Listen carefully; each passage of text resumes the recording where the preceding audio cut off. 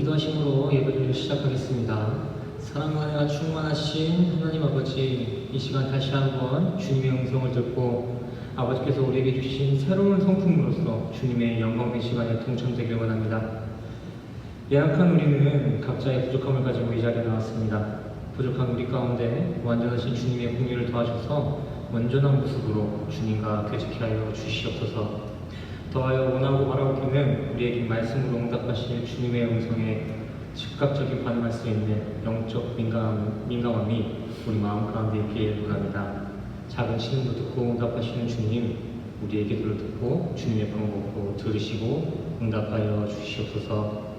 드려지는 이 예배 가운데 성령님 함께 하셔서 신령과 진정된 예배로 인도해 주실 걸 믿습니다. 감사를 드리며 예수 그리스도 이름으로 간절히 기도드렸습니다. 오늘 본문 말씀 보시겠습니다. 오늘 본문 말씀은 사무엘상 16장 7절 한 구절 되겠습니다. 여호와께서 사무엘에게 이르시되 그 용모와 신장을 보지 말라. 내가 이미 그를 부르노라. 나의 보는 것은 사람과 같이 아니하니 사람은 외모를 보거니와 다 여호와는 중심을 보느니라. 할렐루야.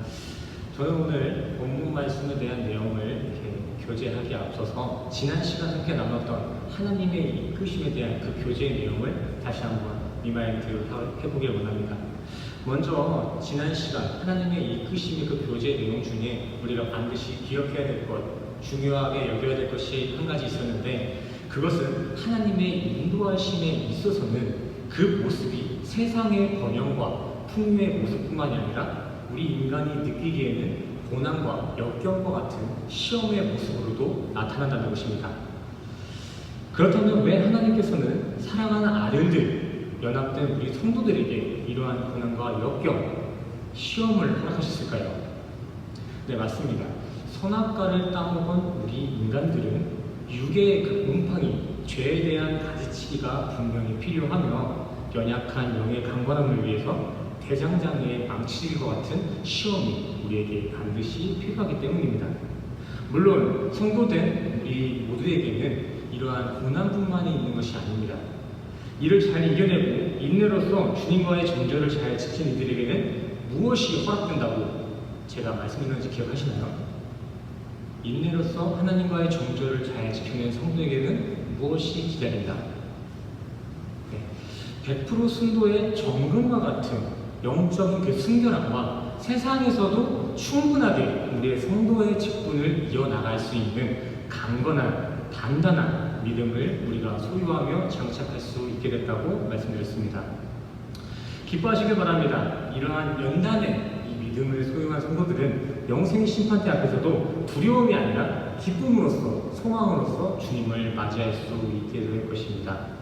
반대로 이 세상에서 가장 편리적인 모습으로 나타나는 인과응보의 논리는 영적인 부분으로 바라볼 때 사탄의 계략밖에 안 됩니다. 우리 성도는 온전히 주님이 주시는 그 은혜의 논리만을 꽉 붙잡고 계셔야 됩니다.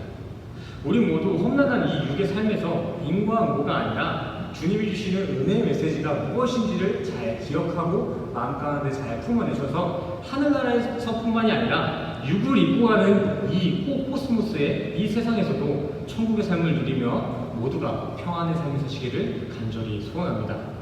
자, 오늘 사무엘상 16장 7절을 기준으로 내가 왕이 될 상인가?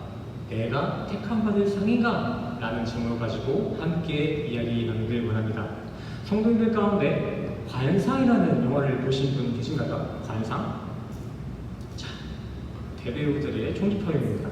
이 영화는 송강호, 이정재, 백윤식, 김혜수와 같은 대배우들이 다 함께 모여서 개유정난을 배경으로 한 관상쟁이들의 이야기를 그려낸 영화입니다.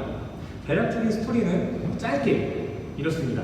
주인공은 나라의 난세 가운데 나라를 살릴 수 있는 유일한 수단은 관상뿐이다 라는 이 신념 하나 가지고 비운의 천재 관상가를 중심으로 팀을 하나 이끄는데, 그 팀은 다름 아닌 왕의 관상을 바꾸어서 나라를 살리겠다는 그런 운명을 바꾸겠다는 그 계획을 가지고 정치 세계에 들어가는 그러한 내용입니다. 나머지 내용은 직접 영화 보시면 좋을 것 같아요. 오늘 제목, 내가 왕이 될 상인가? 이 제목은 바로 이 영화 가운데 가장 유명하게 남겨진 한 대사입니다. 우리 피조 세계에서는 왕이나 권력가들의 그 기준을 위에 영화에서 제시해준 그 관상을 비롯하여서 인맥이나 부와 같이 눈으로 보여지는 그 가시적인 것들로 스스로 정해놨습니다. 그러나 하나님의 선택에 있어서는 우리 지어진 이 피조 세계와의 그 기준과는 전혀 다른 새로운 기준이 적용되어야 합니다. 그 기준이 바로 오늘 본문 사무엘상 16장 7절에 있습니다. 본문을 두고 그 하나님의 선택 기준과 인간의 선택 기준을 비교하며 살펴보겠습니다. 말씀을 보시겠습니다. 본문에서는 우리 인간들의 기준을 뭐라고 정의되려고 있습니까? 한번 살펴보겠습니다. 맞습니다. 성경에서는 우리 인간의 기준을 외모라는 단어로 정의해주고 있습니다. 히브리어에서는 이에 아인이라고 하는 단어를 사용하는데 히브리어 아인. 그 아인은 그냥 얼굴의 그 생김새 그것만을 얘기하는 것이 아닙니다. 이 아인이라는 단어는 외적인 모든 평가의 기준입니다. 생김새뿐만이 아니라 내가 풍기는 그 모든 외적인 평가 기준 그 모든 것을 아인, 외모라고 하는 것이죠. 이 아인이라는 단어를 가지고 이 구절을 정리해보자면 인간의 선택 기준, 왕의 기준, 택함의 기준은 가시적이고 표현적인 그 기준에 제한된다라는 내용입니다. 이러한 내용은 구절 앞부분을 살펴보시면 더 깊이 우리가 알 수 있습니다. 앞부분이 어떻게 나와 있죠? 용모와 신장 그리고 외모까지 나옵니다. 아시다시피 이 용모와 신장 그리고 외모는 인간의 기준, 그 가시적 스펙 중 대표적인 한 묶음입니다.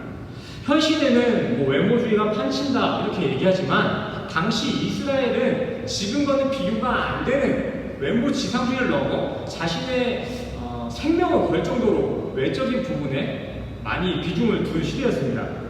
왜냐하면 이 당시에는 전쟁이 남발하는 시대였어요. 그 치러지는 전쟁에서는 현 시대에 이러한 핵무기나 화학 무기를 사용한 것이 아니라 보시다시피 그냥 칼이었어요. 창을 사용하는 그러한 시대였습니다. 근데 저 창과 칼의 길이, 효율성은 자신이 가진 그 신장에 따라서 각각의 그 용사들의 키에 맞는 검과 창이 주어졌습니다.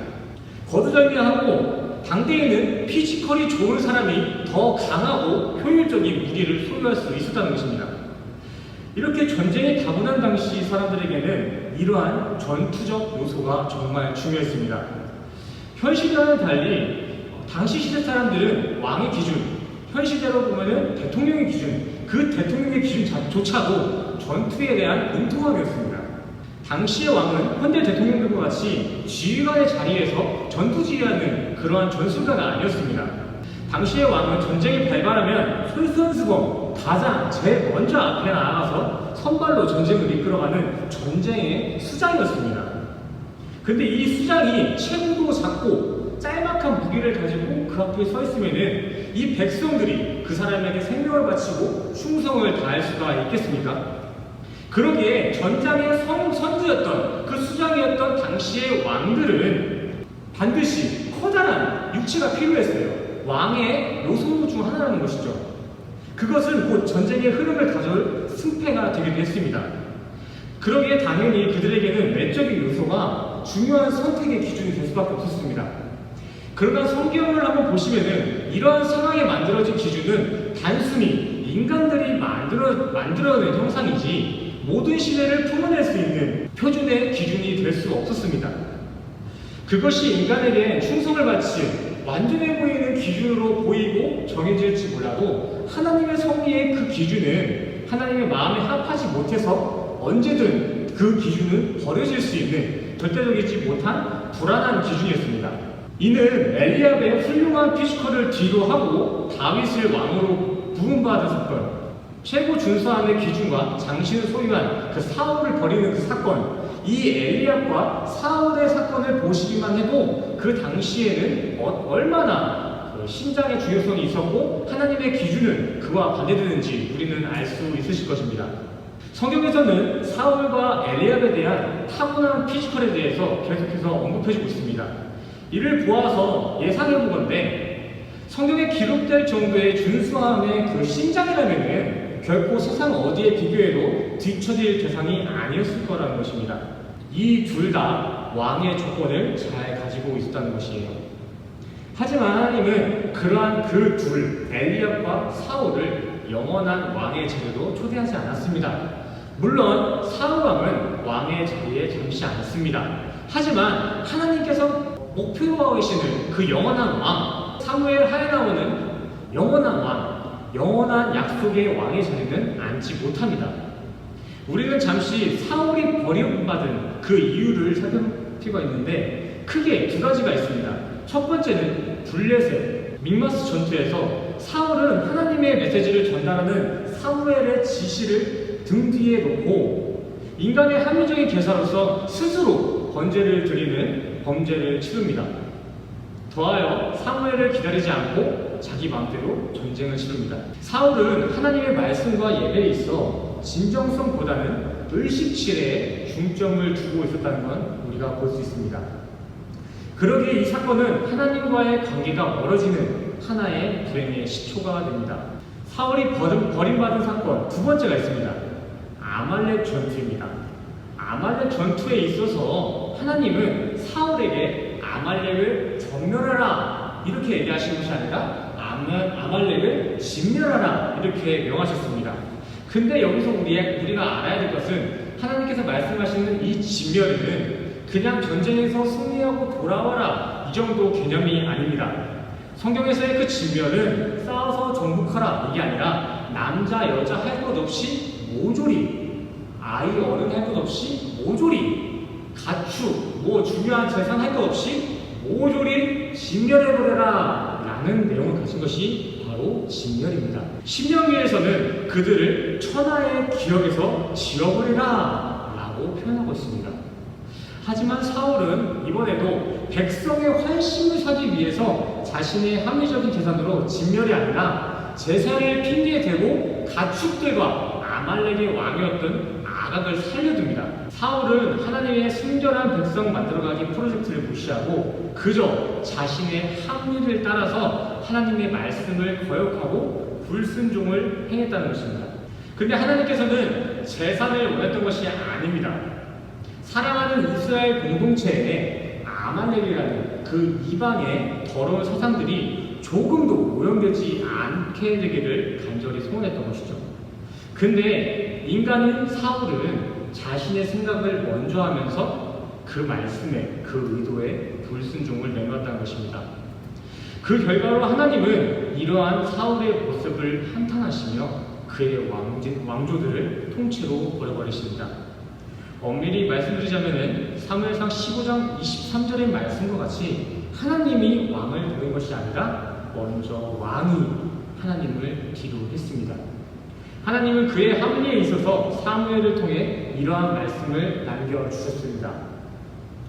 사무엘이 가로되 여호와께서 번제와 다른 제사를 그 목소리 순종하는 것을 좋아하심같이 좋아하시리니까 순종이 제사보다 낫고 듣는 것이 수양의 기름보다 나으니 이는 거역하는 것은 사슬의 죄와 같고 완고한 것은 사실 우상에게 절하는 죄와 같으니라.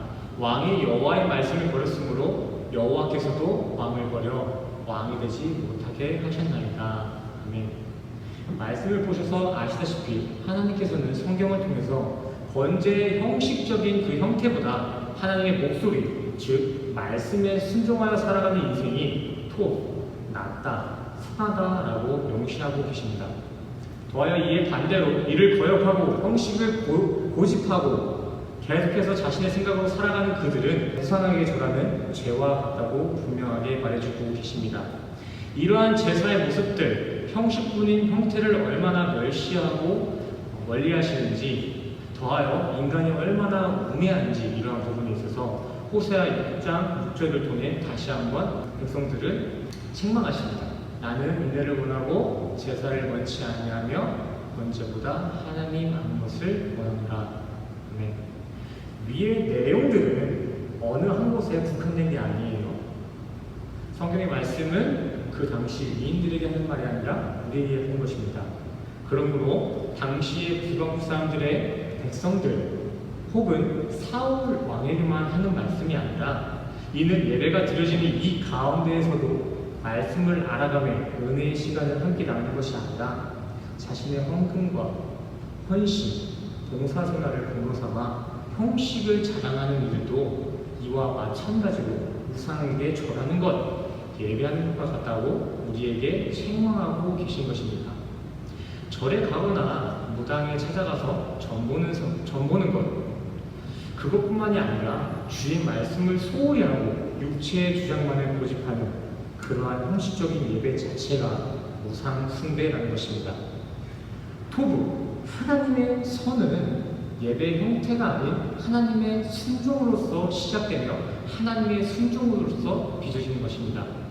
우리 성도님들은 자신의 선을 이루고자 하는 탐욕의 우상 숭배를 당장 내려놓으시고 오직 주님의 말씀에 귀 기울이시는 모두가 되기를 간절히 소원합니다. 그것이 주님 마음에 합한 인생, 그의 선을 이루는 귀한 인생의 줄 믿습니다. 우리 이번에는 하나님의 기준에 어떤 사람이 합한 자이며 왕의 자리에 초대자인 자인지 더하여 그 초대된 자의 삶을 한번 살펴보겠습니다. 사도행전 13장 22절입니다. 다윗을 왕으로 세우시고 증언하여 이르시되 내가 이새의 아들 다윗을 만나니 내 마음에 맞는 사람이라 내 뜻을 다 이루리라 하시더니 말씀의 내용과 같이 하나님 마음에 합한 사람, 하나님 마음에 맞는 자, 그중 하나의 대표적인 예가 바로 다윗의 삶입니다. 다윗은 지금 살아가는 이스라엘에서도 계속해서 그 위엄이 남아있는 명왕 중에 명왕입니다. 그 명왕인 다윗의 삶이 성경에서는 어떻게 기록되었는지 우리 함께 살펴보겠습니다. 다윗은 이새의 아들 중에 막내였습니다. 다윗은 양을 치는 일들을 담당하는 막내의 일을 성실히 감당하며 살아갔습니다. 그러나 그는 어느 날에 첫째 엘리압, 둘째, 셋째, 넷째, 다섯째, 여섯째, 일곱째 그 모든 형제를 제치고 형제의 차서를 뒤로 하고 왕의 자리에 앉게 될 기름 부음을 받습니다. 당시 다윗의 나이는 연대기적인 계산법으로 보면은 15세에서 20살이 된다고 합니다. 최대 20살, 최소 15살, 보통 15살이라 생각합니다. 형들의 성숙함과 노련함을 따라가기에는 아직 어린 나이였다는 것입니다. 더하여 이후 다윗의 피지컬에 대한 여러 가지 이야기가 나오는데 결과적으로 다윗은 튼튼한 골격을 가진 그 왕의 조건은 갖고 있지 못했다는 것입니다. 좀 전에 말씀드린 바와 같이 왕의 필수 조건 중 하나는 건강한 신체, 튼튼한 신장이라고 말씀드렸습니다. 더하여 히브리 당시, 이 이스라엘 당시에는 위계 질서가 엄청나게 엄격했습니다. 막내, 8번째, 여러 가지 연구가들의 의견을 따르면 그 형이 뭐 7명이다, 8명이다, 총 합해서 8명이다, 7명이다 이런 말씀을 많이 하는데 저희는 그걸 다루지 않고 그냥 7명으로 총칭하겠습니다. 다윗이 7명을 제치고 왕의 기름 부음 받은 사건은 일반적이지 않은 사건이라는 것입니다. 그렇다면 하나님은 다윗의 어떠한 모습을 보시고 이러한 복잡한 상황과 질서에 있는 다윗을 들어 사용하시며 하나님 마음에 합한 일로 빚어왔을까요? 시편 보시겠습니다. 시편 22편 27절입니다. 28절입니다. 나라는 여호와의 것이요 여호와는 모든 나라의 주제이시니로다. 다윗은 비록 강인한 육체는 없으나 진정 강함 되시는 하나님의 주권과 그 통치하심을 인정하고 예배하는 삶을 이어가는 자이기 때문에 하나님께서는 그의 삶을 주목하시고 영원히 형통케 하신 것입니다. 시편 23편 보시겠습니다. 1절과 4절을 제가 읽어드리겠습니다. 여호와는 나의 목자시니 내게 부족함이 없으리로다. 내가 사망의 음침한 골짜기로 다닐지라도 해를 두려워하지 않을 것은 주께서 나와 함께 하심이라. 주의 지팡이와 막대기가 나를 안위하시나이다. 더하여 다윗은 하나님의 전지전능한 그 그 안위함을 믿고 신뢰하였기 때문에 다윗의 음침한 골짜기 정말 많았지만 그중 대표적인 예가 무엇이죠? 아둘람 동굴입니다. 사울이 그를 죽이기 위해서 그 음침한 동굴에서 그 고통스러운 시간을 보냈던 그때 내가 그곳에 있다 하더라도 그 뒷내용 주님이 부르신 그곳이 음침한 골짜기라도 기쁨으로 하나님을 찬양하는 그 형통한 연합의 인생을 살았던 그 요셉을 하나님께서는 그의 처량한 모습을 보신 것이 아니라 연합의 영적인 동기를 보고 요셉을 합한 자다 이렇게 명예해 주신 것입니다. 다윗은 결코 우연치 않게 혹은 세상의 인정을 받아서 형들과의 차서를 뒤로하고 먼저 왕이 된 것이 아닙니다. 하나님의 관찰하심은 불꽃과 같습니다. 그러기에 왕의 자리에 앉기 위한 그 형들의 노력 그런 것을 보지 아니하시고 양을 치고 있는 풀밭에서도 주와 연합되어 기쁨의 찬양을 드리고 있는 다윗의 영적 동기를 흠양하시고 그의 주관적 판단 아래 그를 왕으로 삼으신 것입니다. 하나님께서는 결코 자리나 관상, 피지컬을 보고 다윗을 왕으로 추대한 것이 아닙니다. 그러한 것이 기준이었다면 먼저 사무엘을 만났던 첫째 형 엘리압이 왕이 되었을 것이며 사울이 그 왕위를 지켜나가야 합니다. 그러나 하나님은 그러한 인간의 기준을 버리고 하나님만의 공의로운 기준을 가지고 다윗을 합한 자로 빚고 왕으로 삼으셨습니다. 이렇게 주님께서는 로마서 8장 28절의 내용과 같이 다윗의 연약함과 평범한 일대기 또한 그의 믿음과 협력시켜서 참선을 이루어 가셨습니다. 오늘 내용을 한번 정리해 보겠습니다. 오늘 제목과 같이 내가 왕이 될 상인가?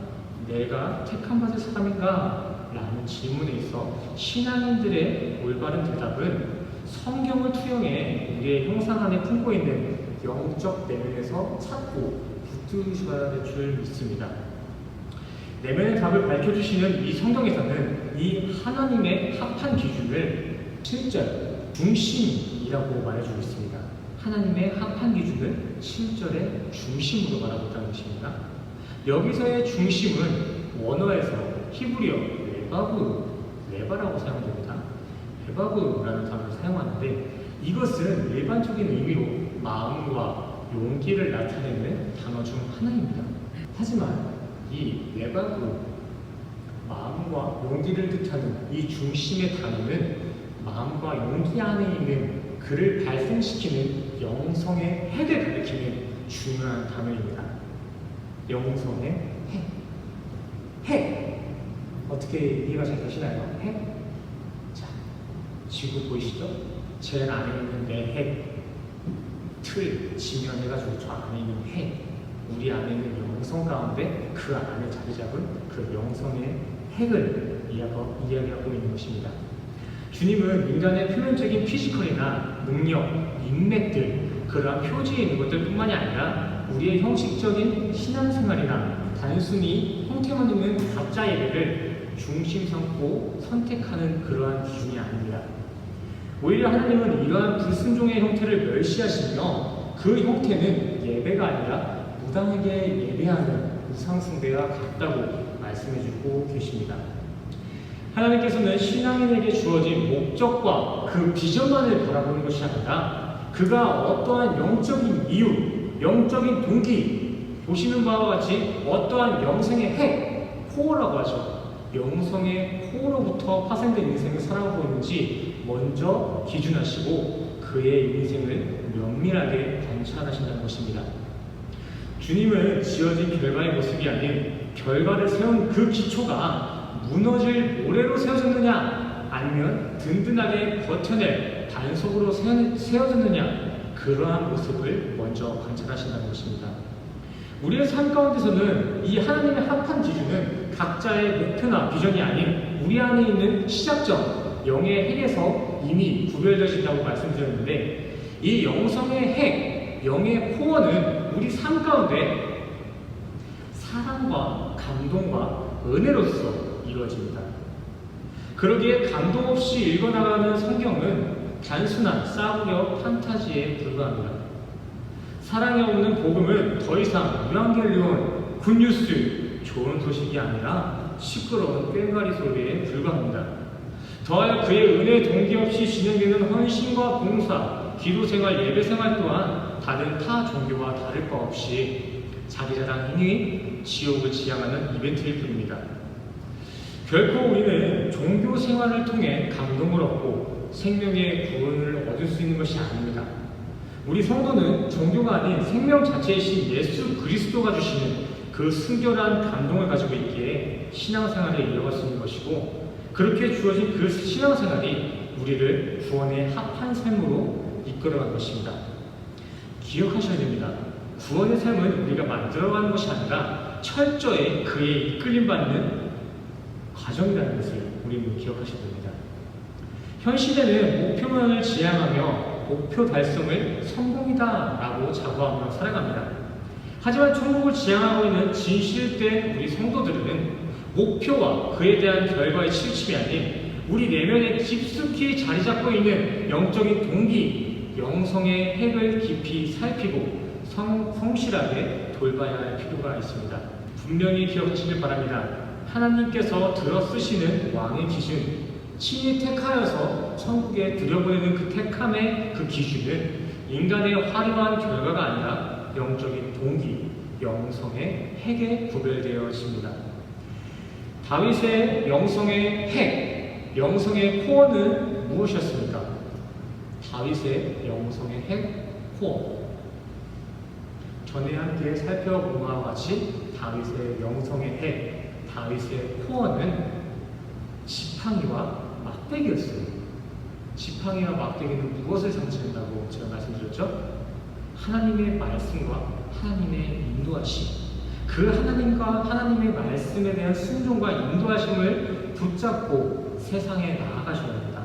우리 또한도 그 지팡이와 막대기를 소유한 삶을 살아내셔야 합니다.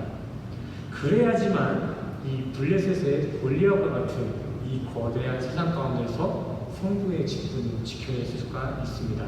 우리 성도들 또한 골리앗과 같이 가시적인 거대한 형상에 혼동되지 마시고 합한 자, 택함 받은 자 다윗과 같이 성경을 통해 분명한 영적 기준인 말씀과 인도하심을 붙잡고 나아가셔서 세상을 이겨나가며 이 유혹을 벗는 그날에 죽음에 대한 두려움이 아니라 주님과 함께할 천국의 소망과 기쁨만이 넘치는 우리 모두가 되기를 간절히 소원합니다. 우리 함께 찬양하며 기도하는 시간 갖겠습니다. 내가 지금 살아가는 이 삶 가운데 어떠한 모습으로 있든 간에, 내가 풀밭에 있든 사무엘 앞에 왕의 오디션을 보고 있든 왕의 자리든 그 자리를 가리지 않고 어느 곳이든 간에 주님이 부르신 곳이라면 난 주님과 연합하여 찬양하며 기도하겠습니다 라는 고백을 가지고 우리 함께 찬양하며 기도하는 시간 갖겠습니다. 우리 가사를 생각하시면서 함께 찬양합시다. 따스한 성령님, 따스한 성령님, 마음으로 보내 내 몸을 감싸며 주어지는 평안함, 만족함을 느끼네. 따스한 성령님,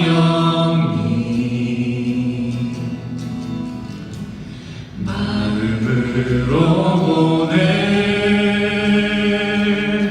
내 몸을 감싸며 주어지는 평안함, 만족함을 느끼네. 부르신 곳에서 나는 예배하네. 어떤 상황에도 나는 예배하네. 부르신 곳에서 나는 예배하네. 어떤 상황에도 나는 예배. 부르신 곳에서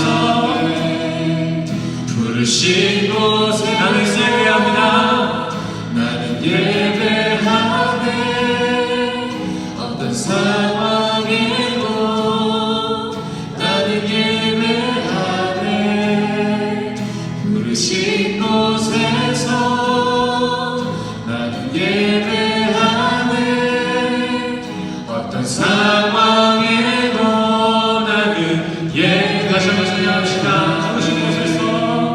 부르신 곳에서 나는 예배하네. 어떤 상황에도 나는 예배하네. 부르신 곳에서 나는 예배하네. 어떤 상황에도 나는 예배하네. 함께 기도하고 나아가겠습니다. 부르신 곳에서 나는 예배하네. 어떤 상황에도 나는 예배하네.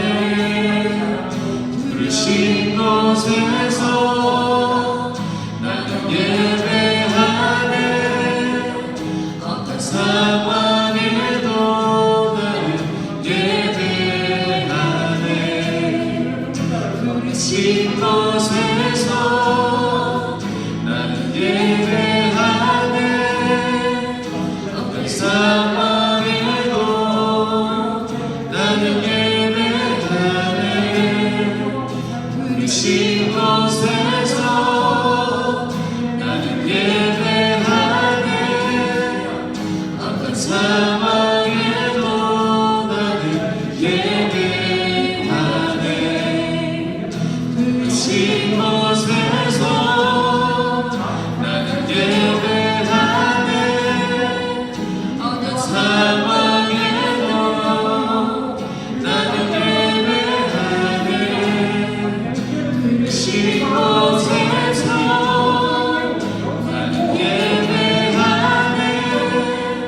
어떤 상황에도 나는 예배하네. 부르신 곳에서 나는 예배하네. 어떤 상황에도 나는 예배하네.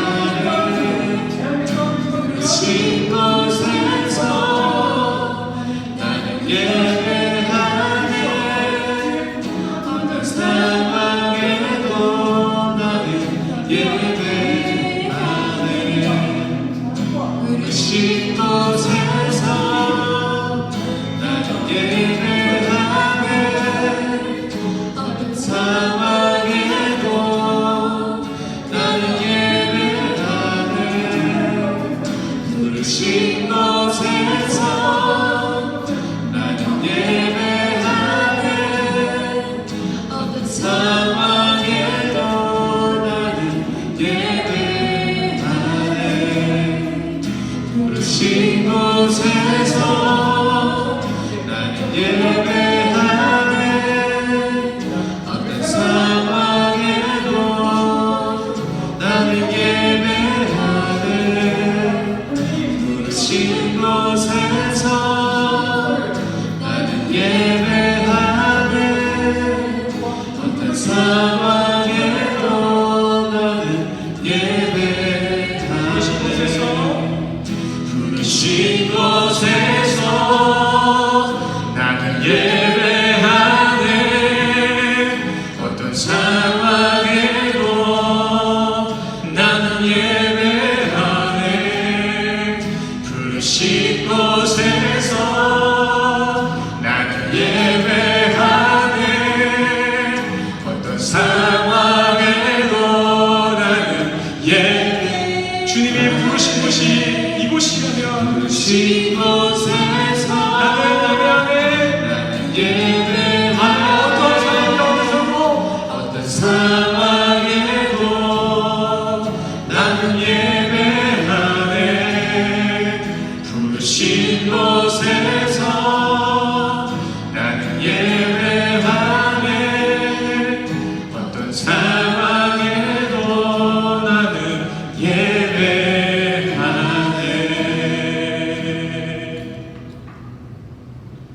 네, 기도하시겠습니다. 우리 참 목자 되시는 하나님 아버지, 부족한 우리를 말씀으로 보살피시고 주님의 은혜로 우리의 삶을 인도해 주시니 감사를 드립니다. 아버지, 오늘 우리가 함께 나누는 교제의 내용과 같이 우리 모두는 하나님 마음에 합한 자가 되기를 원합니다. 자신의 자랑을 기준 삼지 않고 값없이 주시는 주님의 은혜에 순종의 삶을 살 수 있도록 주님 도우시고 인도하여 주시옵소서. 그리하여 주가 보시기에 합한 우리 모두가 될 수 있도록 말씀으로 우리를 이끄시고 선한 삶으로 우리를 인도하여 주시옵소서. 이 믿음 가지고 한 주간을 다시 살아가길 원합니다. 세상과 예배를 구별시키는 것이 아니라 세상 가운데서도 주의 영광을 비추는 영적 예배의 삶을 살 수 있도록 주님 도우시고 친히 함께하여 주시옵소서. 우리의 기도에 응답해 주실 주님의 은혜에 감사드리며 간절히 기도드렸습니다. 네, 기도하시겠습니다. 지금은 우리 주 예수 그리스도의 은혜와 십자가에서 보여주신 주님의 사랑과 긍휼하심이 여기 모인 우리 성도님들의 머리머리 위에 지금으로부터 영원까지 함께하기를 간절히 축원하옵나이다. 네.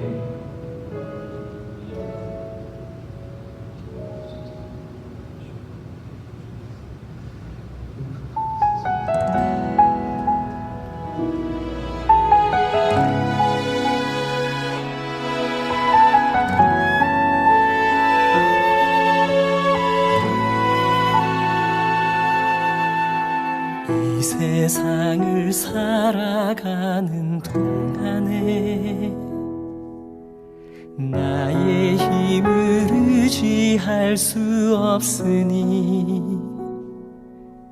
기도하고 낙심하지 말 것은 주께서 참 소망이 되심이라. 하나님의 꿈이 나의 비전이 되고 예수님의 성품이 나의 인격이 되고 성령님의 권능이 나의 능력이 되길 원하고 바라고 기도합니다.